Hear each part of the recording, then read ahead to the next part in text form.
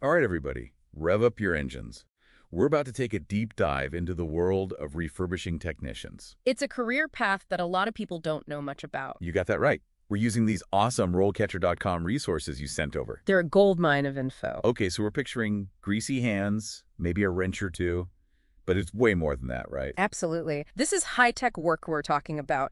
These technicians are bringing engines and diesel pumps back from the brink. It's like giving a car a whole new heart. RoleCatcher really digs deep into that process. It's amazing. It's intricate work. They're taking these engines completely apart, examining every single piece, pistons, crankshafts, valves, you name it. They're cleaning them, taking measurements, repairing, or replacing parts. All with incredible precision. Exactly. They're using some pretty cutting-edge tech, too. I was reading about laser technology being used in engine refurbishment now.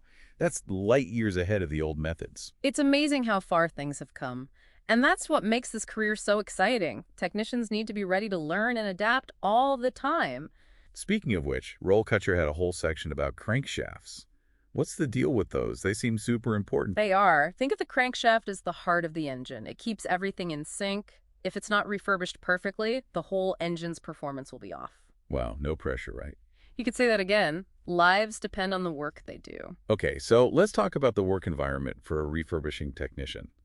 RoleCatcher kind of paints a picture of garages and workshops, which makes sense. Right. It's a hands-on job. Lots of heavy lifting. Definitely. And you're on your feet a lot, working in some awkward positions sometimes. Safety's a big deal. Makes sense. Yeah. You're dealing with powerful machinery.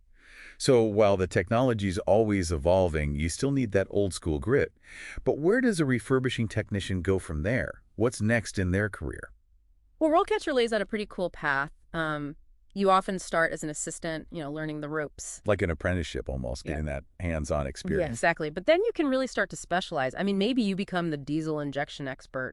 That's got to be in high demand. Oh, absolutely. Or maybe you move into the diagnostic side using all that fancy tech. RoleCatcher mentioned some pretty sweet salaries for those specialized roles. So it's not just about fixing things anymore, huh? It's about being like an expert in this super complex field. It seems like there's a lot of potential for growth. Yeah. Not just in like your skills, but also your paycheck. For sure. And hey, you could even end up running the whole show. Oh, you mean like leading a team? Yeah. Becoming a supervisor or even opening up your own shop. That's awesome. Be your own boss. But every job has its downsides. What does RoleCatcher say about the not-so-fun parts of being a refurbishing technician? Well, like we said, it can be physically demanding, right? And there's going to be some repetitive days. You won't always be saving the world, And salary, well, it depends. On your experience, location, that kind of thing. Exactly. So do your research. Know what you're worth. And that's where those ASE certifications come in clutch, don't they? RoleCatcher highlighted those as a big old plus. For listeners who don't know, though, what does ASE even stand for?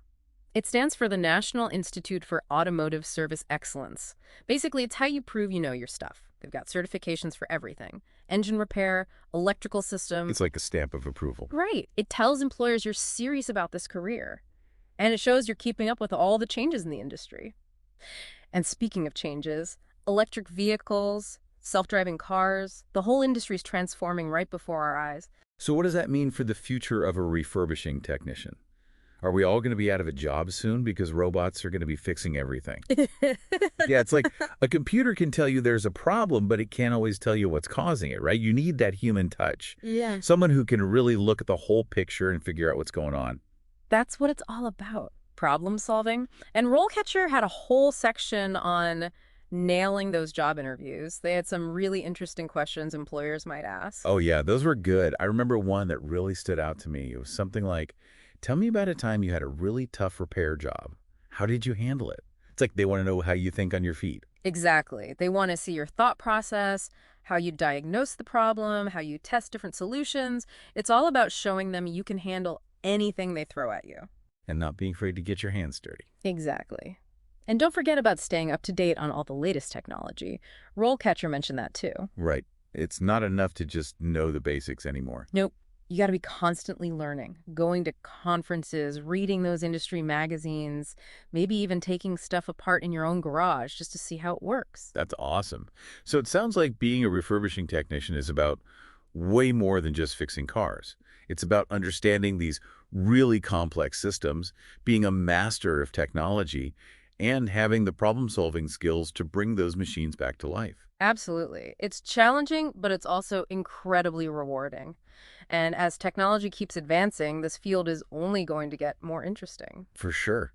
So for anyone out there who loves getting their hands dirty, who loves figuring out how things work, And who isn't afraid of a little hard work? this could be the perfect career for you. Well, that's all the time we have for today's deep dive. Until next time, keep those engines running.